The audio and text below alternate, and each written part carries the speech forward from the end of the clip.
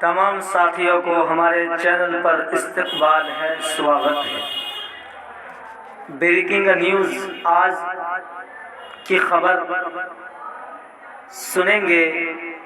यानी साथियों ने सवाल किया, पूछा कि सर सीटेट का नोटिफिकेशन कब तक जारी होगा, परेशान है। तो सुन लें कि सीटेट की नोटिफिकेशन का अभी तक कोई ऑफिशियल खबर न्यूज़ नहीं है।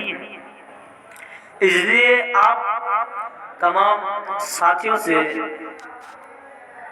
गुजारिश है कि तमाम साथियों अपनी तैयारी में लग जाए।